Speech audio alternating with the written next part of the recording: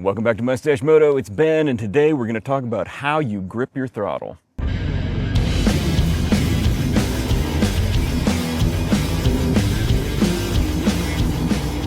How you grip your throttle is really important, and I think it's something a lot of people, especially beginning riders, don't do right.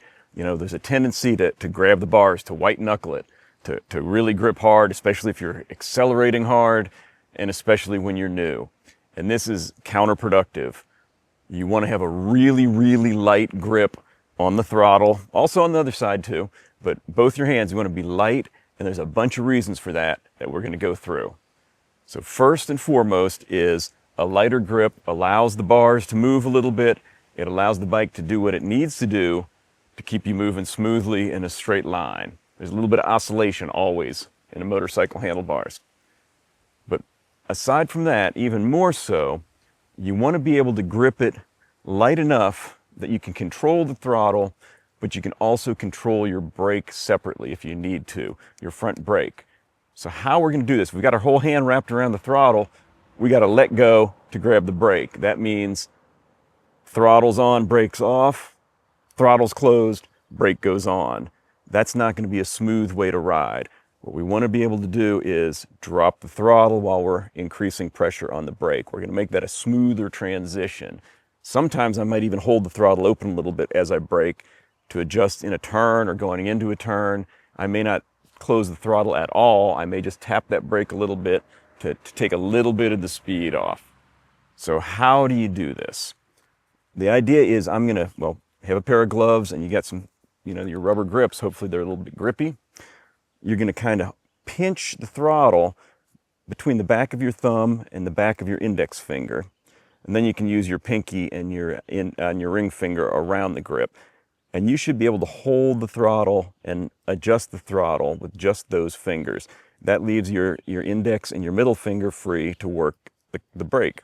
Sometimes, if you need more power, more grip on the handlebar, if you're off-road or you're bouncing around, you could use the middle finger. That works too.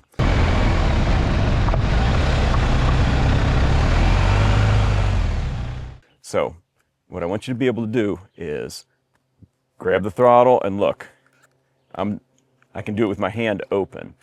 Takes a little bit more work. If I wrap my pinky and my index finger or my ring finger around it, I've got full control of my throttle, and then I've got my two fingers to work that brake. Right? So I'm on the gas, I can tap in the brake, more brake as I close the throttle. You may also want to just tap the brake, not really engage it, to warn people behind you if you want them, they're getting too close, or if you think you're going to have to slow down in a second. One place that this really helps you be smooth and have a lot more fun is in the twisties, in the mountains when you're having to accelerate and decelerate going into turns. So you're on the gas.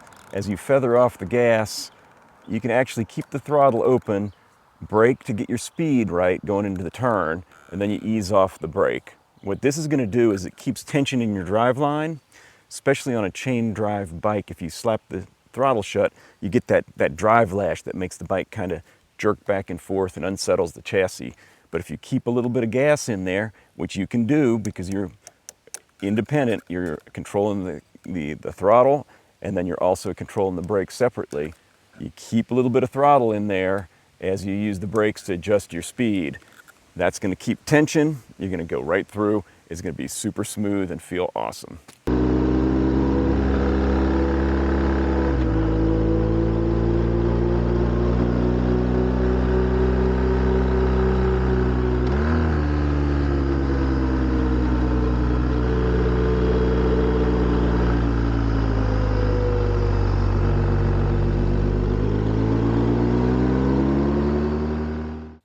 Another great use for this is if you're on a hill, you're starting on a hill, you can be holding the front brake and you can actually get the engine up and revving and letting out the clutch as you feed out the front brake. That'll keep you from rolling back.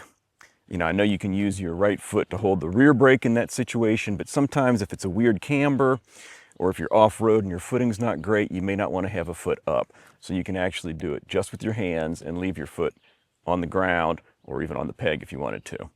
So there's a few of the reasons.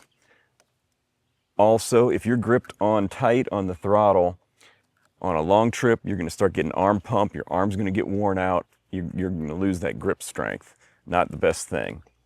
If you're on straight, straight and even, and you're just maintaining a speed, you actually don't even have to wrap your hand around the throttle.